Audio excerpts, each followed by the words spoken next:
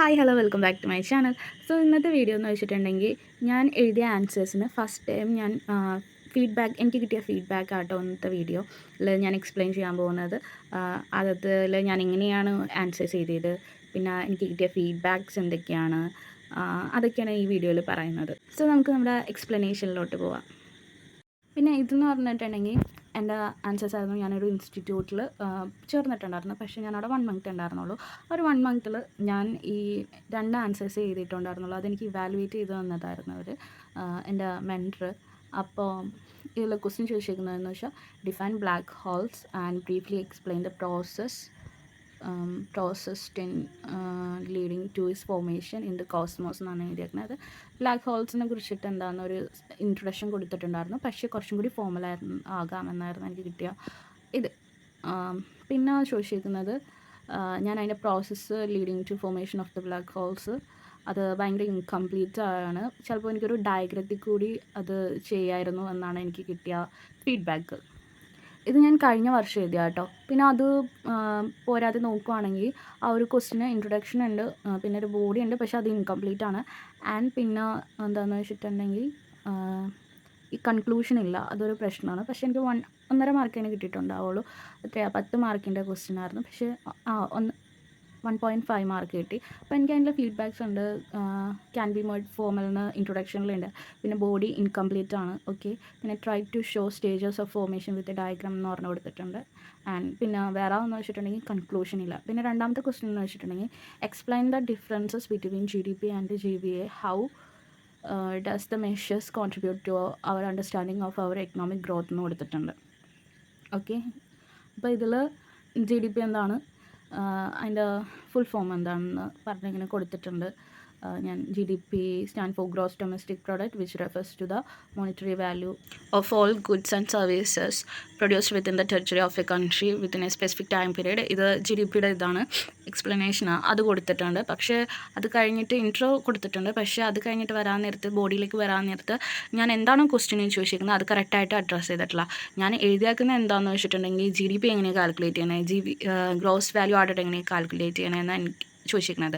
അതല്ല ചോദിച്ചിരിക്കുന്നത്. ഇവിടെ ചോദിച്ചിരിക്കുന്നത് എന്താണെന്ന് വെച്ചിട്ടുണ്ടെങ്കിൽ ഗ്രോസ് ഡൊമസ്റ്റിക് പ്രോഡക്റ്റിൻ്റെയും GDPയും GVAയും തമ്മിലുള്ള ഡിഫറൻസസ് ആണ് ചോദിച്ചിരിക്കുന്നത്. അതെനിക്കൊരു ടേബിൾ ഫോമാറ്റിൽ എഴുതാമായിരുന്നു.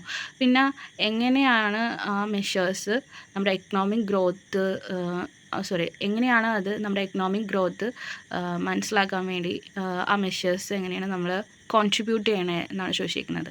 അതൊന്നും ഞാനിവിടെ അഡ്രസ്സ് ചെയ്തിട്ടില്ല. അതാണ് ബോഡിയിൽ എനിക്ക് തെറ്റുണ്ടെങ്കിൽ ഇത് എഴുതിയതിന് എനിക്ക് 2 മാർക്കാണ് കിട്ടിയേക്കുന്നത്.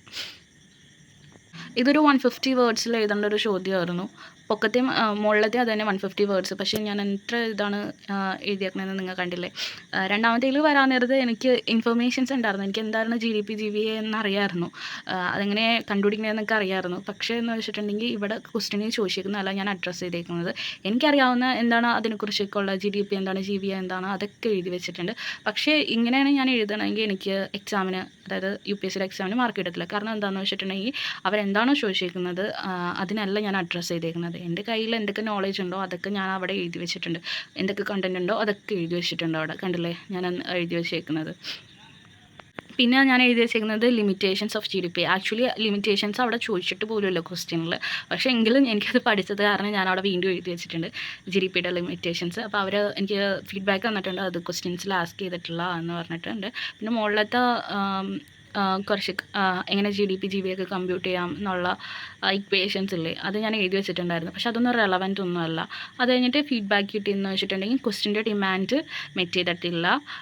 പിന്നെ you have to comparison GDP and GVA preferably in a table format and then elaborate how each help understand the economic growth. മനസ്സിലായില്ലേ, GDP എങ്ങനെയാണ് എക്കണോമിക് ഗ്രോത്തിനെ അണ്ടർസ്റ്റാൻഡ് ചെയ്യാൻ വേണ്ടി ഹെൽപ്പ് ചെയ്യുന്നത്, പിന്നെ GVA എങ്ങനെ എക്കണോമിക് ഗ്രോത്തിനെ ഹെൽപ്പ് ചെയ്യുന്നത് എന്ന് ഞാൻ എഴുതണമായിരുന്നു. പക്ഷേ ഞാൻ ആ ക്വസ്റ്റ്യൻ്റെ ഡിമാൻഡ് ഞാൻ മീറ്റ് ചെയ്തിട്ടില്ല. സോ ഇതായിരുന്നു എനിക്ക് ആൻസേഴ്സ് ചെയ്തിട്ട് ഫസ്റ്റ് കിട്ടിയ ഫീഡ്ബാക്ക് ഇതായിരുന്നു.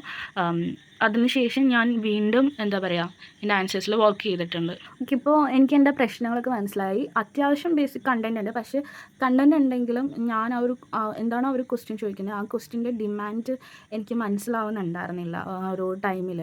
അപ്പോൾ ഞാൻ എന്താ ചെയ്തതെന്ന് വെച്ചിട്ടുണ്ടെങ്കിൽ ടോപ്പേഴ്സ് ഉണ്ടാവുമല്ലോ, ടോപ്പേഴ്സിൻ്റെ ആൻസർ ഷീറ്റ്സ് ഉണ്ടാവും. അപ്പോൾ അവർ നമുക്ക് ഒറിജിനൽ ആൻസേഴ്സ് കിട്ടത്തില്ല, അവരുടെ മോക്ക് ടെസ്റ്റിൻ്റെ ആൻസേഴ്സ് നമുക്ക് ഡൗൺലോഡ് ചെയ്യാൻ കിട്ടും. അപ്പോൾ അതെടുത്തിട്ട് അവർ എഴുതിയേക്കുന്ന ഒരു ക്വസ്റ്റ്യൻ എടുത്തു, എന്നിട്ട് അത് ഞാൻ തന്നെ എഴുതി നോക്കി. അപ്പോൾ രണ്ടുപേരുടെയും കമ്പയർ ചെയ്യുമ്പോൾ എനിക്ക് മനസ്സിലായി എന്തൊക്കെയാണ് ഡിഫറൻസ്. ഇപ്പം എനിക്ക് തോന്നിയ പോലെ എല്ലാ കാര്യങ്ങളും എനിക്കറിയാവുന്ന ഇൻഫർമേഷൻസ് എല്ലാം എഴുതി വെച്ചിട്ടുണ്ട്. പക്ഷേ ഒരു ടോപ്പർ ഒരു റാങ്ക് 1 എഴുതുന്നത് ഇങ്ങനെയല്ല, ഞാൻ എഴുതുന്ന പോലെ അല്ല എന്നെനിക്ക് മനസ്സിലായി. അവരെന്താണോ ക്വസ്റ്റ്യൻ ചോദിച്ചിരിക്കുന്നത് അതിന് കറക്റ്റായിട്ട് അഡ്രസ്സ് ചെയ്യുന്ന ആ ഒരു 3 പേജിൻ്റെ ഉള്ളിൽ ആ ഒരു ഗ്യാപ്പിൽ എക്സാമ്പിൾസ് എല്ലാം കൊടുത്ത് എന്താ പറയുക, എത്രത്തോളം എന്താ പറയുക ചുരുക്കാമോ, അതായത് സിമ്പിളാക്കാമോ അത്രത്തോളം സിമ്പിളാക്കി ഇങ്ങനെ കടുകട്ടി വേർഡ്സ് ഒന്നും ഇല്ലാതെയാണ് അവർ ആൻസേഴ്സൊക്കെ എഴുതുകയാണെന്ന് മനസ്സിലായി. സോ അങ്ങനെയാണ് ഈ ഒരു ഇതിൽ നിന്ന് കുറച്ചും കൂടി ഇമ്പ്രൂവ് ആയത്. പിന്നെ ക്വസ്റ്റ്യൻസ് ബ്രേക്ക് ചെയ്യാനും പഠിച്ചത് ടോപ്പേഴ്സിൻ്റെ ഇതിൽ നോക്കിയിട്ടാണ്. ഇപ്പോൾ ഞാൻ പറഞ്ഞില്ല നേരത്തെ, അവരുടെ നോക്കി ആ ക്വസ്റ്റ്യൻ ഞാൻ തന്നെ എഴുതിയിട്ട് അവരുടെ ആൻസറും എൻ്റെ ആൻസറും കൂടി കമ്പയർ ചെയ്യുമെന്ന്.